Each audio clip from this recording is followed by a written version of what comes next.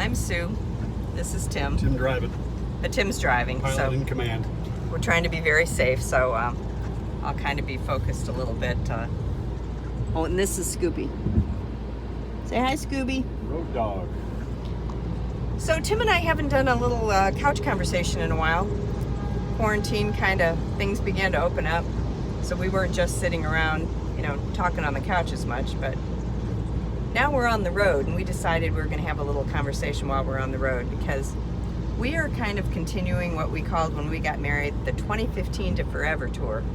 And the idea is we're going to have lots of adventures for many years to come. But our most recent adventure involved buying a small teardrop camper, and you can kind of see it behind us, but probably not very well, so that we could just take to the road and have some fun. And of course, I'm not going to lie, some of this was a brainchild of the COVID-19 thing. We thought we could travel really safely if we traveled in a small RV.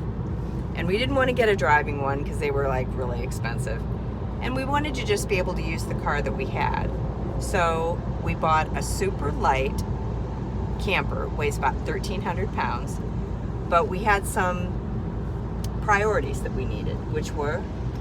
First of all, we like the fact that it's got a little kitchenette, which basically is a propane.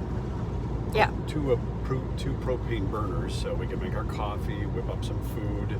It's the main thing. And also, more importantly, it's got a toilet. But not just any toilet. It's a cassette toilet, which is really kind of crazy. What's the website where you found that? The Roulette website? The Roulette company that made the camper, they're based out of Canada. So there's something called a cassette toilet, which is pretty convenient. And inside the toilet is a shower wand, so we can clean off. Yeah, so it's a little mini bathroom in this thing, so it's very tiny. I don't even know the square footage of it, but it's a teardrop camper, but inside it has a little kitchen and a little bathroom.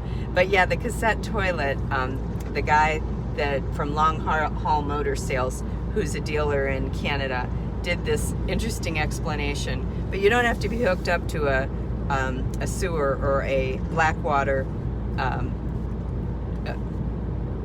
what are they called? A dumping station at a campground. You can just pull this thing out and it looks like a little carry-on luggage.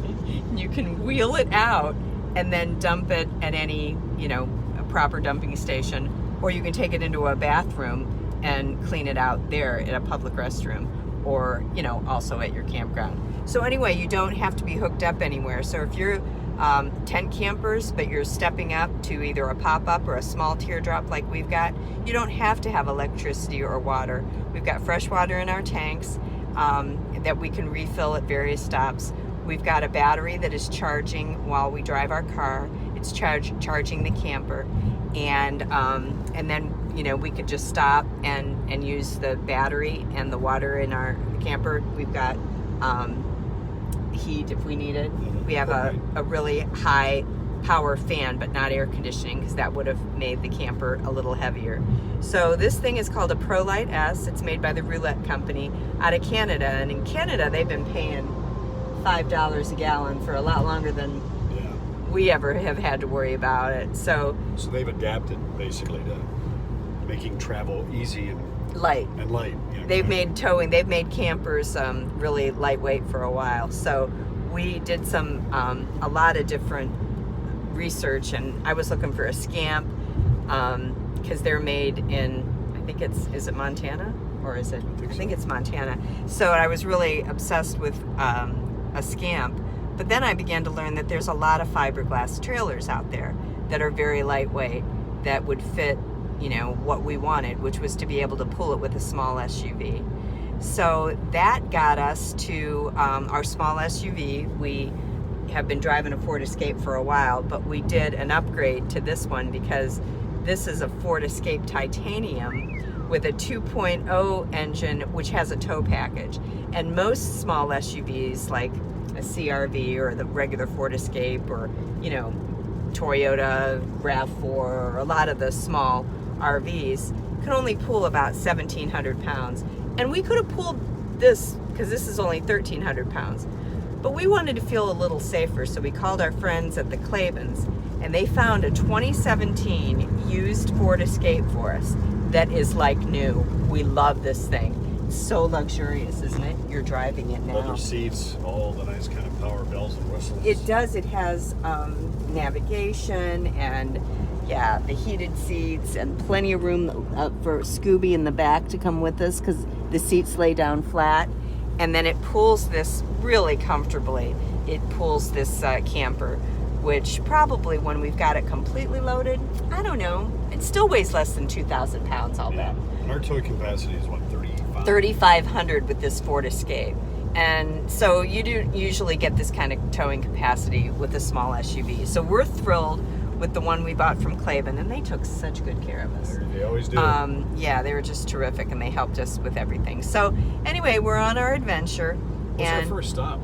Our first stop is Chicago. We're going to go visit our friends Katie and Justin, and we'll probably camp in their driveway. Yeah, we're going to pull in their driveway because our goal, we're headed out west.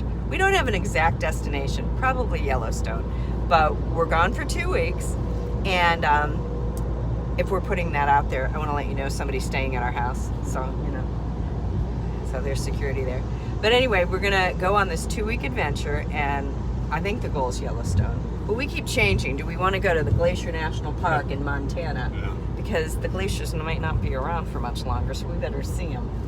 And then we talked about Utah, because there's 5 national parks there. But anyway, we're just going to drive about 7 hours a day. And our goal is to just stop at a bunch of cool places on the way. So follow our adventures. It's our 2015 to Forever tour, and we're going to really try to camp safely, stay in our pod, socially distance, distant from everyone. When we do stop at a campground. Yeah, our camper only sleeps comfortably 2 people, 2 adults, and obviously the dog. And the dog. So we can't invite anybody in. And I don't know that we would want to anyway, as much as we love our friends and family. So yeah, we're even going to, when we visit Katie and Justin, we're not going to stay in their house. We're going to sleep in the driveway in our camper. Sleep in our camper. So anyway, 2015 to Forever tour in our Ford Escape, pulling our little campground. You can't even really see it, but anyway, see you all soon. Bye.